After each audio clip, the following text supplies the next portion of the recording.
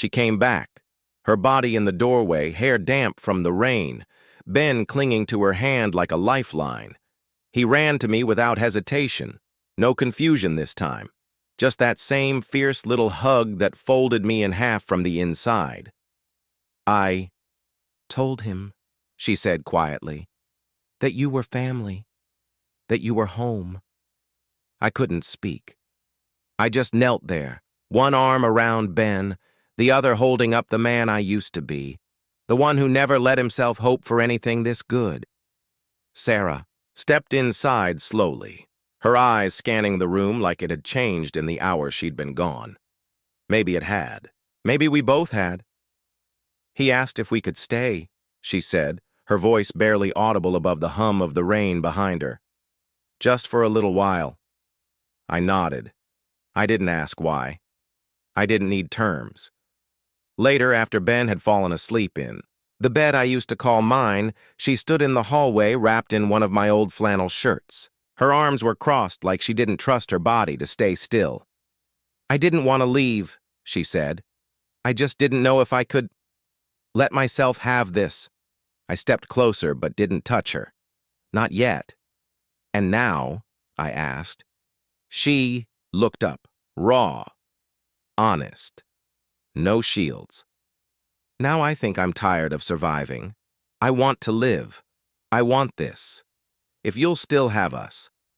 I didn't answer right away, just reached for her hand, pressed it against my chest so she could feel what she'd done to me.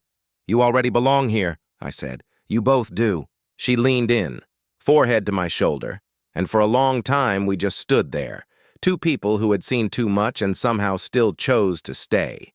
Sarah kept the pain to herself until morning, when it bent her forward as she stood. James rushed to her side. "Call Dr. Scott," he barked, panic in his voice as he carried her to the car. Ben stood frozen, eyes wide with fear. "Is Mommy okay?" he asked. "She will be," James answered, voice firm but hollow. "She has to be." The tests came, fast. The answers took longer.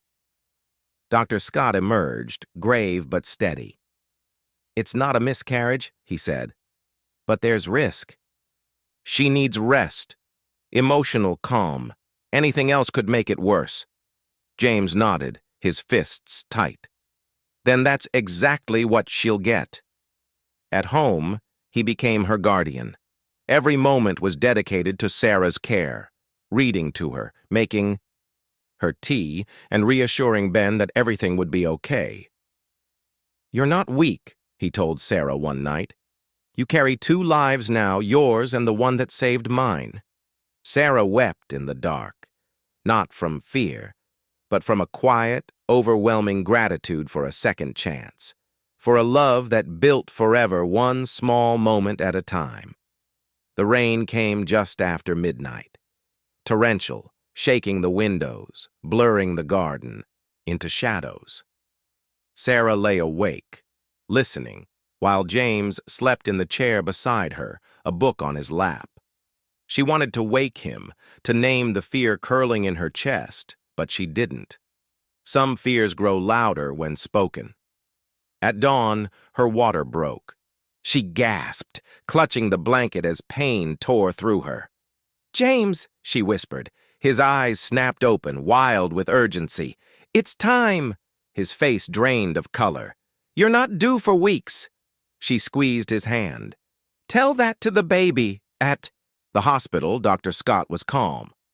"It's early, but not dangerously so. You're strong, Sarah, so is the baby. We'll take it step by step." James never left her side. He wiped her forehead, whispered encouragement. "You're doing this. You're not alone." The hours dragged, the pain unrelenting. When Sarah finally screamed through the final push, the cry that followed was tiny, fierce, alive. The nurse wrapped the baby in a blanket, smiling. "It's a girl," Sarah sobbed, her body shaking. "She's perfect," James whispered, kissing her forehead. They named her Lily. That night, she slept between them in the recovery room, tiny hands curled in promise. She looks like you, James said softly. Sarah shook her head. No, you saved me. She saved me. Ben arrived the next morning with a handmaid, card, tiptoeing to the bassinet. She's small, he said softly. But strong, Sarah replied. Ben nodded, determined. I'll protect her. James lifted him onto the bed. That's what big brothers do. Back at the estate, Helen decorated the hall with white lilies. The staff greeted them with applause. You've changed, sir, Helen said quietly. James nodded, his expression unreadable. I finally stopped hiding. But peace has its price. That night, while Sarah slept, James received a call. There's a clause in the board's agreement. They're challenging your guardianship transfer. They want to dismantle everything you've built. James didn't wake Sarah. He couldn't. Instead, he spent days preparing, quietly strategizing. When the hearing came, he stood before the board. Not as a businessman, but as a father, a man reborn. If my fortune threatens my family, he said, it's not worth keeping.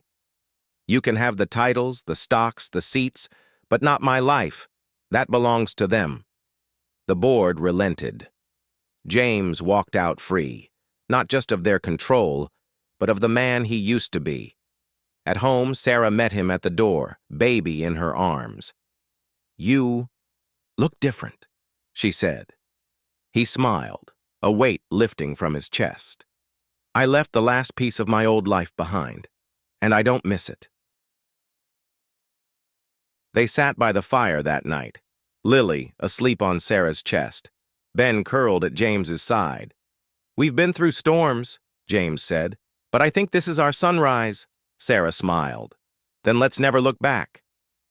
The estate bloomed with life, laughter echoing in the halls, toys scattered in the corners.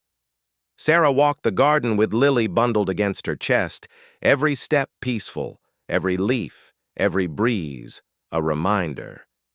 It was all hers now.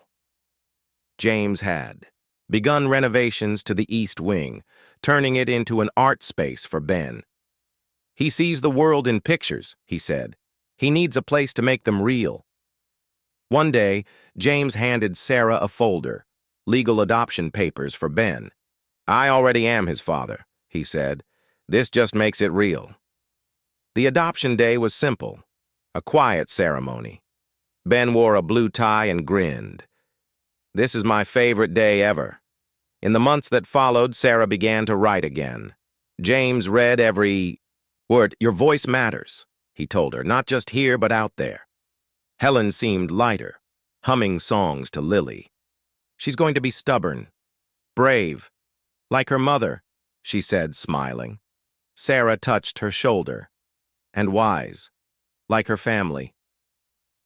One afternoon, a letter arrived. It was from the Lily Foundation, a charity James had quietly started to protect children and support mothers.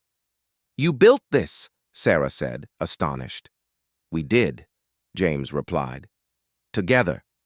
Later, Sarah took Lily to the greenhouse, the bleeding heart standing tall, vibrant.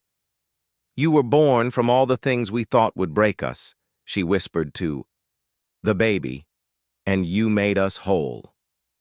That evening, at a small gathering of family and close friends, Sarah gave Lily her full name, Lily Grace Miller Anderson, for what we lost, for what we found. James lifted Lily into the air. She carries the weight of two families, but also their dreams. The family gathered on the lawn, watching fireflies in the sky. Do you think about what comes next? Sarah asked. James took her hand. Every day. Then let's not waste it, she said. Let's build a world where no one feels forgotten. As the stars blinked awake, Sarah whispered, Do you still think love is fragile? James looked down at her, Lily in his lap, Ben curled at his side. No, he said softly. Love is resilient. Love is choice. And it begins again every single day. They didn't need to say more. They had already written their ending, and it felt like a beginning.